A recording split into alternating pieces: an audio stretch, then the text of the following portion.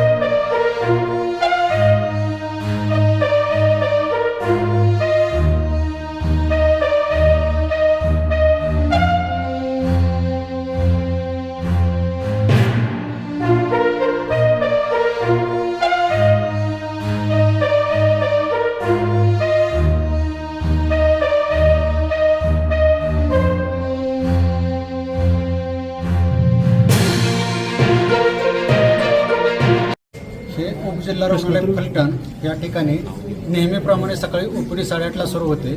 आज ओपीडीच्या टायमिंगमध्ये सकाळी 11 ते 11:15च्या दरम्यान एक रुग्ण जो काल येतात महिला रुग्ण म्हणून ओपीडीमध्ये आला होता औषधोपचाराकरता, आणि त्यांना जे ओपीडीमध्ये जे डॉक्टर आहेत आमच्या विविध त्याच्यापैकी एक डॉक्टर गायकवाड म्हणून ट्रीटमेंट काल त्यांनी केली, आणि त्या ट्रीटमेंटच्या दरम्यान त्यांना भाषा योग्य वाटली नाही असं त्यांची तक्रार होती. त्यानुसार ते आणि त्यांची 4-5 मुलं किंवा जे काही त्यांच्यातनं आपतिष्ट असतील ते एकत्र 11 ते 11:15च्या दरम्यान ओपीडीमध्ये आले, आणि आल्यानंतर त्यांनी शेजारी 2-3 दुसरे महिला डॉक्टर पण होते त्यांच्यासमोर.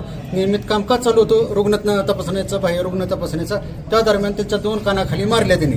माझ्या आईला अशा प्रकारे का बोलला असा त्यांचा एकंदरीत व्यू होता काल जो बोलला. आज कोणताही प्रकार घडला नाही, की आज हा फक्त पडसाद आहे की काल त्यांच्या आईला जी काही ट्रीटमेंट मिळाली बोललेत ना की त्यांना योग्य वाटलं नाही त्यांच्या डॉक्टरकडून, ते जाब विचारणा करता आले होते असं एकंदरीत आम्हाला दिसलं. आम्ही सर्व बाहेर होतो. मी एक्सरेमध्ये काम करत होतो, समोरच आमचं डिपार्टमेंट आहे. हे सर्व आवाज आल्यावरती आम्ही तिथे गेलो, त्यांच्याशी बोललो असतं. त्यांच्याकडून त्यातनं स्वतः जनितनं मारहाण केली. त्यांच्या बोलण्यातनं असं आलं की बाबा माझ्या आईला शाब्दिक शब्द व्यवस्थित वापरले ह्या डॉक्टरने, त्याच्यामुळं आम्ही हे प्रकार आजचा केलेला आहे. तर हा संपूर्ण प्रकार जर पाहिला तर हा पूर्ण प्रकार हा लज्जा उत्पन्न करणार आहे. सर्व कर्मचारी शासनाचे आहेत. आम्ही रुग्णसेवा देतो. सुरुवात रुग्णाची कोणतीही तक्रार नाही. याच्यामध्ये जे डॉक्टर ज्यांच्या बाबतीत हे घडले हे गेल्या जवळपास 10 वर्षापासून इथं काम करतात, त्यांच्याबद्दलही आज अखेर कोणाची कसलीही तक्रार नाही. तर आमचे एक कर्मचारी यांच्या वतीने एक विनंती राहील, आग्रहाची विनंती राहील की अशा प्रकारचं रोज हे चालू आहे फलटणमध्ये. एक तर आमचं हे हॉस्पिटल बंद करून आम्हाला बाहेर द्या, किंवा इथं कुठंतरी याचा प्रतिबंध घाला. चूक नसताना ते भीक नको पण कुत्रावर अशा अवस्था आज कर्मचाऱ्यांची होऊन बसलेले फलटणमध्ये. रुग्णसेवा देता येईल आणि रुग्णसेवेचं काम हे पार पाडता येईल एवढी माझी सर्वांना विनंती राहील. याच्यामध्ये महिला रुग्णाचं नाव काय सांगता येईल का? काल पण आले होते. नाव आम्हाला माहित नाही, आम्ही ओळखू शकतो कारण स्वतः मी उभा असताना त्या बोलत होत्या. त्यांची मुलं कालचा केस पेपर आहे त्यांचा, पण त्यांच्या नाव असेल ना केस पेपर असतं ना, नाव असतंय. घ्या ना माहिती द्या. केस पेपर काढायला तुम्हाला नाव लागेल का पुढे होय, पण तो चेहरा ज्याने पाहिलाय, कारण कालचे 400 ते 500 ओपीडी झालेले असते, त्याच्यातलं नेमकं नाव कोणतं महिलामध्ये, कारण महिला एक नाही झालेली. मध्ये आले ना ते. हा, ते नाव सर्च करतील ना ते. त्याच्यामध्ये पोलिसांचं काम चालू आहे. आम्ही सर पोलीस स्टेशनला तसेच तक्रार देतो प्रशासनाच्या वतीनं.